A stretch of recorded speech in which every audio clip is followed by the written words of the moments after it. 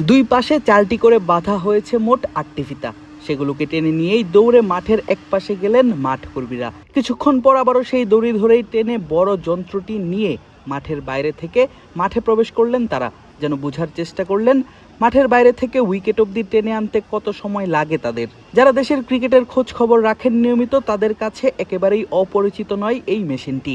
নাম hover cover, যার কাজ পিচকে ঠান্ডা কিংবা বৃষ্টি থেকে রক্ষা করা। কোটি টাকার এই যন্ত্র 16 বছর আগে কিনা হলেও এতদিন এটি পড়েছিল অযত্ন আর অবহেলায়।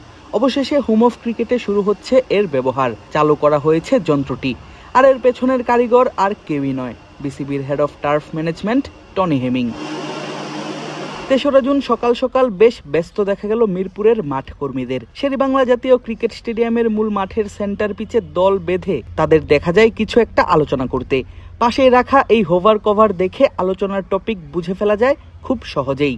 আর সেই আলোচনার কেন্দ্রবিন্দুতে টনি হেমিং, যার হাত ধরেই পাল্টে যাচ্ছে দেশের ক্রিকেট মাঠগুলোর পিচ, আউটফিল্ড।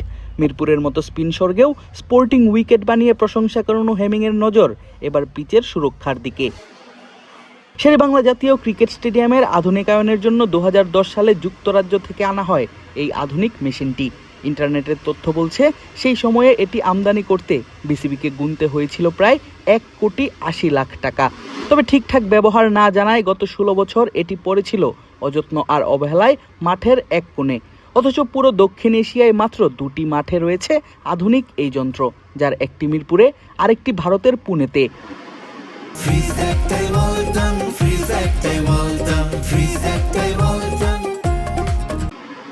বৃষ্টির সময় সাধারণত পিচ কভার টেনে নিতে লোকবল প্রয়োজন হয় অনেক, কিন্তু এই মেশিন চলে অনেকটা হাওয়ার উপরই, নিশ্চিত করে উইকেটের সর্বোচ্চ নিরাপত্তা। বৃষ্টির পানি থেকে একদিকে যেমন রক্ষা করে উইকেটকে, তেমনি পিচকে শুকিয়েও ফেলতে পারে দ্রুত।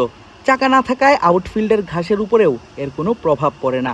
এর ব্যবহার শুরু হলে একদিকে যেমন লাঘব হবে মাঠকর্মীদের পরিশ্রম, তেমনি পিচও পাবে আধুনিক প্রযুক্তির মাধ্যমে সর্বোচ্চ সুরক্ষা।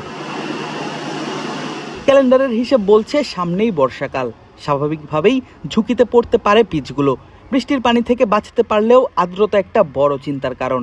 আর সেই সবকিছু মাথায় নিয়েই এই আধুনিক যন্ত্রের ব্যবহার 16 বছর পর শুরু করতে যাচ্ছেন মিরপুরের মাঠ কর্মীরা।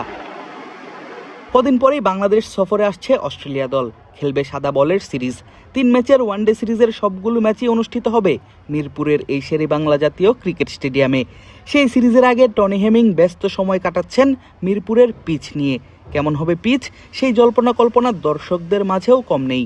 সব উত্তরই পাওয়া যাবে সিরিজ শুরু হওয়ার পর। কিন্তু তার আগে এই হোভার কভারের ব্যবহার নিশ্চিতভাবেই বেশ আশা জাগানিয়া দেশের ক্রিকেট ফ্যানদের কাছে। আদিব আশরাফ, ক্রিক ফ্রেঞ্জি।